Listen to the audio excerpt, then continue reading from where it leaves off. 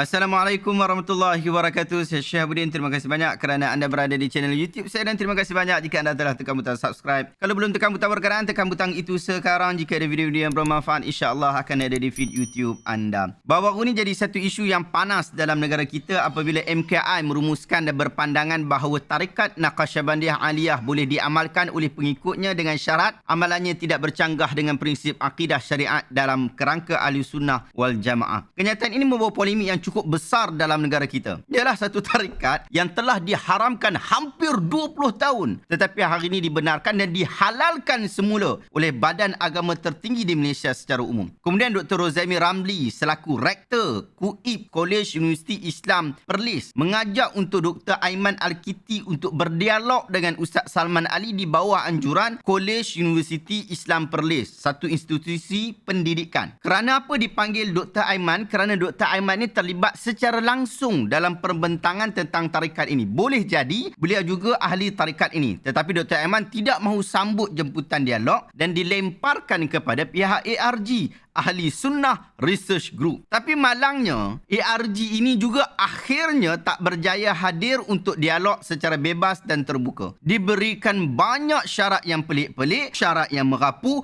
syarat yang merepek, syarat yang meraban. Sehingga akhirnya dialog tak dapat dilangsungkan. Itu kisah yang berlaku. Saya sebenarnya bila lihat isu ni, saya geleng kepala tak sudah-sudah. Orang agama kita masih lagi pengecut untuk hadir dialog terbuka. Takut untuk membentangkan idea dan pegangan secara publik. Tapi dalam masa yang sama, cakap belakang berdentam-dentum. Mengata orang sana sini, perli orang dan buat satira tak sudah-sudah. Ada juga yang asyik melabel Wahabi kat sana, Wahabi kat sini. Tapi apabila diajak dialog, lari tak cukup tanah. Pandangan peribadi saya, kalau kita nak gantikan orang, kita pi sajalah. Tak payahlah nak bagi dalih sana, dalih sini. Nak bagi syarat itu dan ini. Terus saja pergi sebab hampir ganti orang. Kalau ARG nak gantikan Dr. Aiman Al-Kiti, go forward. Jangan teragak-agak. Melainkan syarat itu sangat diperlukan dan dapat memastikan dialog berlaku. Hang bagi syarat untuk buat dialog. Bukan bagi syarat seolah-olah hang tak mau dialog. Ini syarat yang diberikan pun tak apa-apa. Orang nak bincang pasal isu Syekh Nazim Haqqani, hang nak pergi menyampuk. Lepas tu bagi syarat yang buat tajuk lain pula. Macam budak-budak tak mecek langsung. Akhirnya dialog tak jadi seolah-olah takut dengan dialog akademik. Apa kita nak takut untuk hadir dialog akademik? Dialog ni tidak ada yang menang, tidak ada yang kalah. Dialog hanya berperanan membentangkan hujah sahaja. Dia bukan debate. Ia hanya mempertaruhkan followers. Boleh jadi followers kita bertambah atau berkurang. Bab orang nak faham macam mana tu,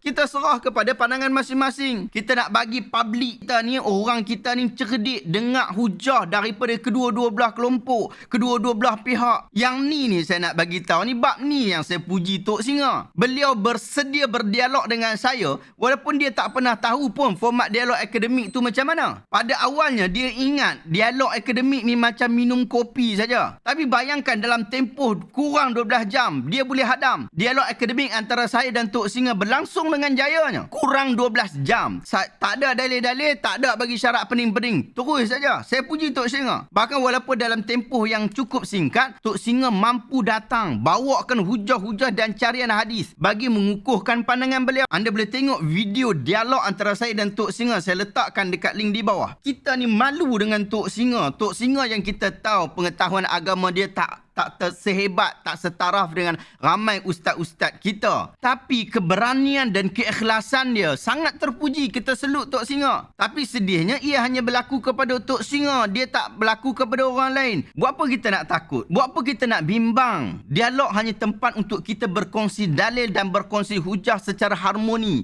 Ia bukan jalan kita nak bertumbuk. Ia jalan kita nak mendengar hujah sahaja daripada kedua-dua belah kelompok, dua belah pihak. Kita bincang benda yang sama. Imam Asy-Syafi'i rahimahullah adalah tokoh yang argumentatif. Tidak mudah bagi lawan debate dia untuk mematahkan sanggahan-sanggahan dia begitu saja. Dia pun adalah seorang debaters terus. Seorang yang memberikan hujah. Dia sendiri adalah tokoh dalam bab ni. Dia bukan penakut yang berlindung wajah di balik research group. Berkali-kali beliau berdebat dengan Muhammad bin Hasan Asy-Syaibani, dengan Imam Sufyan As-Sawri. Ni semua ni tokoh-tokoh belaka. Yang mereka ini berniat secara ikhlas dan murni mahu mengangkat agama Al-Haq. Jadi peranan kita adalah perbanyakkan dialog akademik ni. Bagi jadi dialog-dialog akademik ni, bagi masyarakat nampak perbandingan di antara satu hujah dengan hujah yang lain. Akhirnya yang dapat manfaat ni adalah masyarakat kita juga, anda yang tonton ini juga. Akhirnya tercapailah cita-cita kita secara bersama memandaikan umat dengan ilmu. Wallahu ta'ala alam. Adakah anda dapat sesuatu daripada video hari ini? Jika anda rasa video hari ini bermanfaat, tekan butang share. Semoga orang lain juga mendapat manfaat yang sama. Ini ada